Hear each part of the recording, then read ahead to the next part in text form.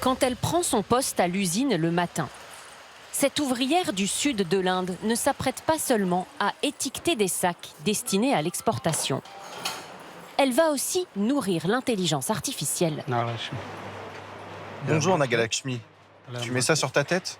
Depuis 5 mois, plusieurs jours par semaine, cette caméra fixée sur sa tête filme pendant qu'elle travaille ses moindres faits et gestes. Ces données seront ensuite transmises à une entreprise qui conçoit des robots humanoïdes. La caméra doit être bien droite pour bien filmer mon travail. Pour cette tâche, elle est payée en plus de son salaire, 2,30 € de l'heure. Mais vous n'avez pas peur qu'un robot finisse par prendre votre place? Qu'est-ce que je peux vous dire? Je filme et collecte les données d'un travail que je fais déjà. Tout ça pour l'intelligence artificielle. Donc bien sûr que je me pose la question.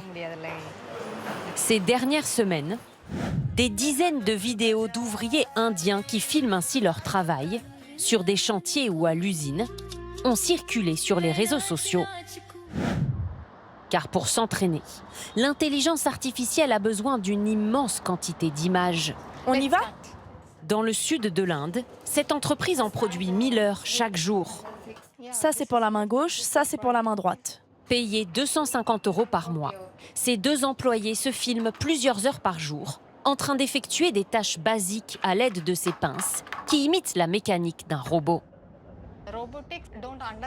Les robots ne savent pas comment ranger une serviette dans une armoire. Mais en lui transmettant ces données, ils pourront comprendre comment faire. Cette entreprise, créée par un Indien, ne travaille que pour des sociétés étrangères, pour la plupart américaines. Elle enregistre aussi des vidéos pour des robots qui seront destinés à travailler dans nos cuisines, nos salles de bain, nos salons. La clé, c'est la répétition. Dans ce bureau, ce diplômé en intelligence artificielle consacre la moitié de son temps de travail à reproduire les mêmes gestes. Là, je dois placer les crayons horizontalement et par couleur. Il rêve d'un monde où les robots auraient toute leur place et ne craint pas qu'ils remplacent un jour le travail des humains. On ne peut pas empêcher les humains de développer un nouveau savoir. Maintenant qu'on a créé un monde de robots, on ne peut pas s'arrêter là. Portée par sa main-d'œuvre bon marché, l'Inde constitue un terrain idéal pour les entreprises qui conçoivent l'intelligence artificielle. Bonjour tout le monde. Dans ces champs, cet homme est venu distribuer des téléphones à ses agriculteurs pour qu'ils se filment pendant leur travail.